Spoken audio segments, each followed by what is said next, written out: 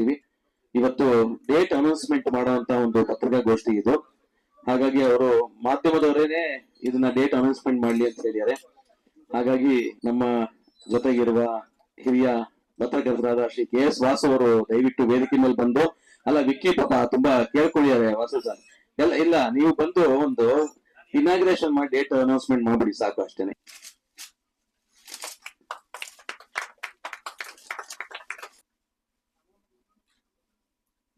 ಮುಂದಿನ ತಿಂಗಳು ಸೆಪ್ಟೆಂಬರ್ 13ನೇ ತಾರೀಕು ನಮ್ಮ ಕಾಲಪತ್ರ ಚಲನಚಿತ್ರ ಬಿಡುಗಡೆ ಮಾಡ್ತಾ ಇದ್ದೀವಿ.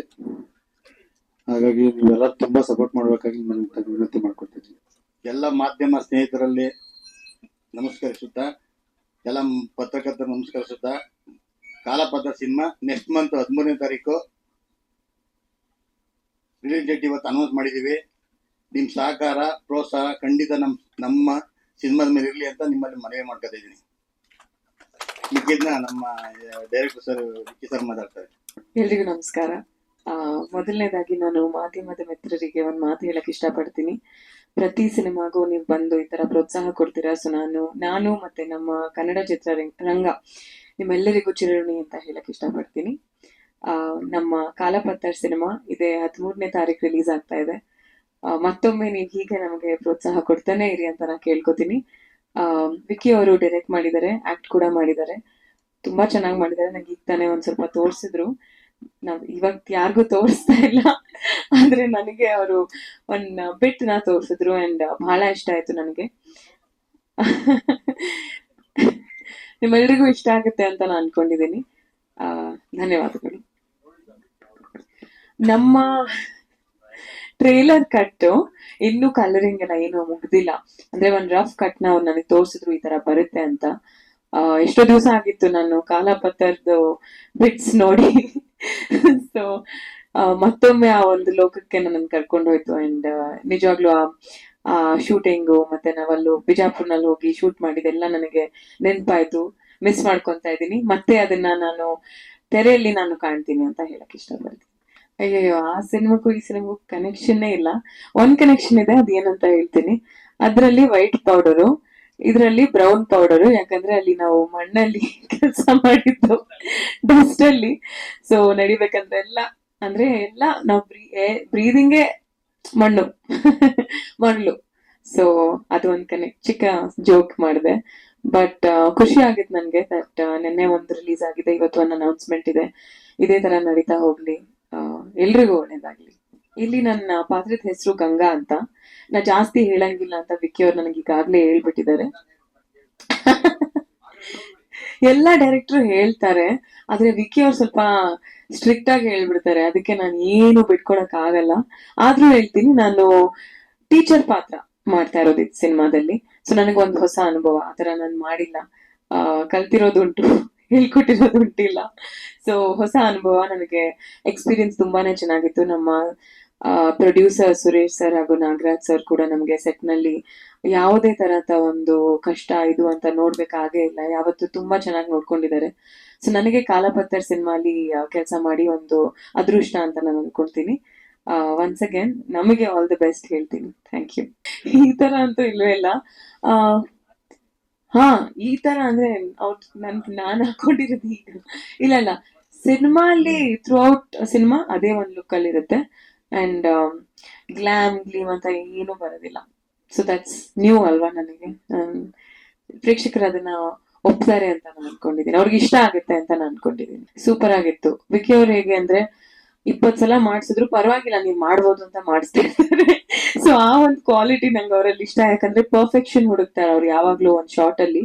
ಅಂಡ್ ಆ ಟೈಮ್ ನಲ್ಲಿ ನನಗೆ ಬೇಜಾರಾಗಿದ್ರು. ಮತ್ತೆ ನಾನು ಆ ಶಾರ್ಟ್ ನೋಡಿದಾಗ ನನಗೆ ಅನ್ಸ್ತು ಅವ್ರಿಗೆ ಬಹುಶಃ ಇದೇ ವಿಷಯಕ್ಕೆ ನನಗೆ ಹೇಳಿದ್ರು ಅದನ್ನ ಅಂತ. ಯಾಕಂದ್ರೆ ನಮ್ಮ ಬೆಸ್ಟ್ ನಾವು ಮಾಡ್ಬೇಕು ಅಂತ ಅವ್ರಿಗೆ ಆಸೆ. ಅಂಡ್ ಕೊನೆಗೆ ನಮ್ ಸಿನಿಮಾ ಗೆಲ್ಬೇಕು ಅಂತ ಅವ್ರಿಗೆ ಆಸೆ. ಸೊ ಅದು ನಾನು ಅವರಿಂದ ಕಲ್ತೆ ಅಂತ ಹೇಳ್ಬೋದು. ಪ್ರಯತ್ನ ಅಂತೂ ಇರುತ್ತೆ, ಅವ್ರು ಕಲ್ತ್ಕೊಂತಾರ ಅಂತ ನೀವು ಸಿನಿಮಾದಲ್ಲಿ ನೋಡ್ಬೇಕು. ಎಲ್ಲರಿಗೂ ನಮಸ್ಕಾರ. ನಾನು ಸಿನಿಮಾ ಡೈರೆಕ್ಟರ್ ಆಗ್ಬೇಕು ಅಂತ ಸಿನಿಮಾಗೆ ಬಂದು ಸೇರಿದ್ದು 2009ರಲ್ಲಿ. ಇವತ್ತಿಗೆ 15 ವರ್ಷ ಆಯ್ತು ಸಿನಿಮಾಗೆ ಬಂದ.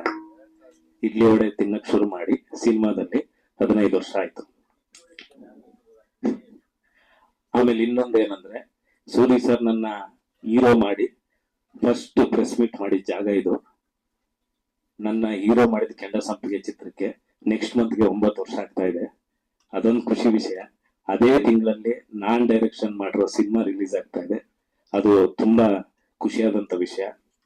ಇನ್ನೊಂದು ಏನಕ್ಕೆ ಪತ್ರಕರ್ತರ ಕೈಯಲ್ಲೇ ನಾನು ರಿಲೀಸ್ ಮಾಡಿಸ್ಬೇಕಂದ್ರೆ, 15 ವರ್ಷದಿಂದ ನನ್ನ ಸರಿ ತಪ್ಪುಗಳನ್ನೆಲ್ಲ ನೋಡಿ ನನ್ನ ತಿದ್ದಿ, ನನ್ನ ಯಾವತ್ತು ಯಾವ ಮೀಡಿಯಾದವರು ಇವನು ಸಿನಿಮಾ ನಟ, ಇವನ್ ಡೈರೆಕ್ಷನ್ ಎಲ್ಲ ನನ್ನ ಫ್ರೆಂಡ್ ತರ ನೋಡ್ತಾರೆ.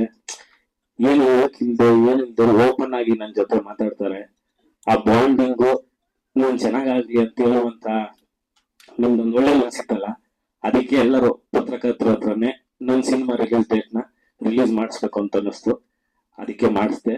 ಎಲ್ಲರೂ ಬಂದು ಮಾಡಿಕೊಟ್ಟಿದ್ದಕ್ಕೆ ಧನ್ಯವಾದಗಳು. ಇದೇ ಸೆಪ್ಟೆಂಬರ್ 13ನೇ ತಾರೀಕು ಸಿನಿಮಾ ರಿಲೀಸ್ ಆಗ್ತಾ ಇದೆ. 13, 14, 15 ಮಂಡೇ ಈದ್ ಮಿಲಾದ್ ರಜಾ ಇದೆ. ನಮ್ ಕಂಟಿನ್ಯೂಸ್ ಒಂದು 4 days ಹಾಲಿಡೇ ಸಿಗುತ್ತೆ. ನಿಮ್ಮೆಲ್ಲರ ಸಹಕಾರ ಇದ್ರೆ ಸಿನಿಮಾ ತುಂಬಾ ಚೆನ್ನಾಗಾಗುತ್ತೆ ಅಂತ ಕೇಳ್ಕೊತಾ ಇದ್ದೀನಿ.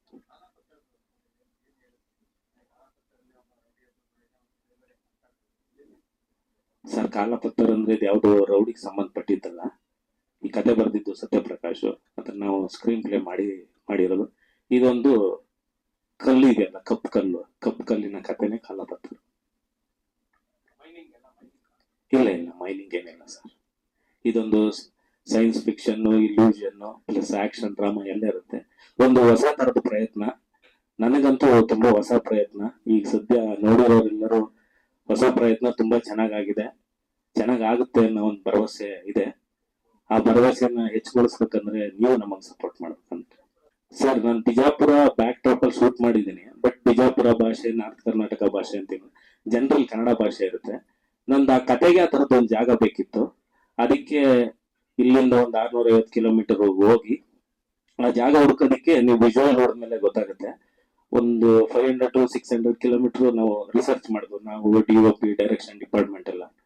ಫೈನಲಿ ಅದು ಸಿಕ್ಕಿದ್ಮೇಲೆ ಅದನ್ನ ಸ್ವಲ್ಪ ಆಲ್ಟರ್ ಮಾಡಿ ಇಡೀ ಜಾಗನ, ಆ ಜಾಗ ಬಂದು ಇತಿಹಾಸ ಪೂರ್ವದಲ್ಲಿ ಆಗಿದ್ದಂತ ಹಳ್ಳಿ ಅದು. ಅದು ಇನ್ನೊಂದು ನನ್ನ ಸಿನಿಮಾ ರಿಲೀಸ್ ಆಗಿ ಇನ್ನೊಂದು 6 ತಿಂಗಳು ಟೆಸ್ಟ್ ಆಗುತ್ತೆ ಹಳ್ಳಿ. ನಂದೇ ಕೊನೆ ಸಿನಿಮಾ ಹಳ್ಳಿ ಶೂಟ್ ಮಾಡಿರೋದು. ಜೈನಾಪುರ್ ಅಂತ ತುಂಗಭದ್ರಾ ಬ್ಯಾಕ್ ವಾಟರ್ ಅಲ್ಲಿ ಇರೋದು, ಅದು ಮುಳುಗಡೆ ಜಾಗ. ಅಂತ ಜಾಗದಲ್ಲಿ ನಾವು ಶೂಟ್ ಮಾಡಿರೋ ಆಲ್ಮಟ್ಟಿ ಡ್ಯಾಮ್ ಬ್ಯಾಕ್ ವಾಟರ್ ಹತ್ರ ಇರೋದು. ನಿಜಾಮರು ಆ ಊರನ್ನ ಕಟ್ಟಿದ್ರು ಅನ್ನೋ ಇತಿಹಾಸ ಇದೆ. ಮತ್ತು ಆ ಊರಲ್ಲಿ ಇದ್ದಂತ ಜನಗಳಾಗ್ಲಿ, ಅವ್ರ ಸಹಕಾರ ಆಗ್ಲಿ, ಆ ಇಡೀ ಊರಲ್ಲಿ ಯಾವ್ದೋ ಟಾರ್ ರೋಡ್ ಇಲ್ಲ, ಬೇಸಿಕ್ ಫೆಸಿಲಿಟೀಸ್ ಏನು ಇಲ್ದಿರೋ ಒಂದು ಊರದು. ಅಲ್ಲಿ ಶೂಟ್ ಮಾಡೋದು. ಮತ್ತು ಕಾಶ್ಮೀರ, ರಾಜಸ್ಥಾನ ಅಲ್ಲೆಲ್ಲ ಶೂಟ್ ಮಾಡಿದೀವಿ. ನನ್ ಕತೆಗೆ ಬೇಕು ಅಂತ ಮಾತ್ರ ಆ ಜಾಗಗಳನ್ನ ಚೂಸ್ ಮಾಡಿದೀನಿ ಹೊರತು ಆ ಜಾಗದ ಕತೆ ಅಲ್ಲ ಈ ಸಿನಿಮಾ.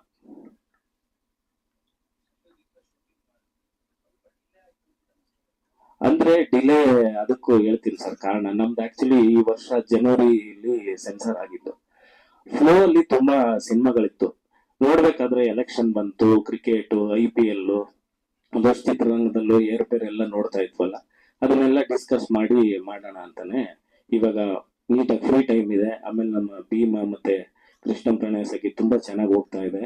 ನಮ್ಮ ಕನ್ನಡ ಪ್ರೇಕ್ಷಕರು ನಮ್ಮನ್ನು ವಾಪಸ್ ಬಂದು ಕೈ ಹಿಡಿದಿದ್ದಾರೆ. ಅದರಿಂದ ಇದು ಸರಿಯಾದ ಸಮಯ ಅಂತ ರಿಲೀಸ್ ಮಾಡ್ತಾ ಇದ್ದೀವಿ. ಈ ಸಿನಿಮಾದ ಡಿಸ್ಟ್ರಿಬ್ಯೂಟರ್ ನಮ್ಮ ಮಾರ್ಟಿನ್ ಚಿತ್ರದ ನಿರ್ಮಾಪಕರಾದ ಉದಯ್ ಮೆಹ್ತಾ ಅವರು, ಅವರ UKM ಸ್ಟುಡಿಯೋಸ್ ಇಂದ ರಿಲೀಸ್ ಮಾಡ್ತಾ ಇದ್ದಾರೆ. ಥಿಯೇಟರ್ ಸೆಟಪ್ ಇವಾಗ ಒಂದು 100+ ಅಂತ ಹೇಳ್ತಾ ಇದ್ದಾರೆ. ನೋಡೋಣ, ಟ್ರೈಲರ್, ಟೀಸರ್, ಸಾಂಗ್ ಬಂದ್ಮೇಲೆ ಹೆಂಗ್ ಬೇಡಿಕೆ ಬರುತ್ತೆ ಅದ್ರ ಮೇಲೆ ಇನ್ಕ್ರೀಸ್ ಮಾಡ್ಕೊಂಡು ಹೋಗೋಣ ಅಂತ ಹೇಳಿ. ಇಲ್ಲ ಸರ್, ಇದು ಯೂನಿವರ್ಸಲ್ ಆಗಿ ಎಲ್ಲರಿಗೂ ರೀಚ್ ಆಗೋ ಇದು. ನನ್ನ ಕಂಟೆಂಟ್ ಬಂದು ನೀವು ಕೇಳ್ದಂಗೆ A ಸೆಂಟರ್ ಕಂಟೆಂಟ್ ನಡೆಯೋದು C ಸೆಂಟರ್ ಅಲ್ಲಿ. ಆ ತರದ್ರಿಂದ ಇಬ್ರು ನೋಡ್ಬೋದು, ಏನ್ ಸಮಸ್ಯೆ ಇಲ್ಲ.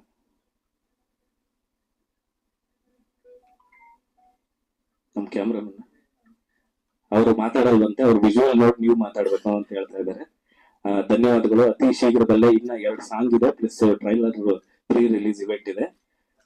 13ನೇ ತಾರೀಕು ರಿಲೀಸ್ ಆಗಿರೋದ್ರಿಂದ ಬ್ಯಾಕ್ ಟು ಬ್ಯಾಕ್ ಮಾಡ್ತೀವಿ. ನಿಮ್ ಸಹಕಾರ ಯಾವಾಗ್ಲೂ ಇರ್ಲಿ. ಎಲ್ಲರೂ ನಮ್ಮ ಚಿತ್ರದ ದಿನಾಂಕವನ್ನ ಬಿಡುಗಡೆ ಮಾಡಿಕೊಟ್ಟಂತ ಎಲ್ಲ ನಮ್ಮ ಮಾಧ್ಯಮ ಮಿತ್ರರು, ಪತ್ರಕರ್ತರಿಗೆ ಧನ್ಯವಾದವನ್ನು ಹೇಳ್ತಾ ಇದ್ದೀನಿ. Thank you.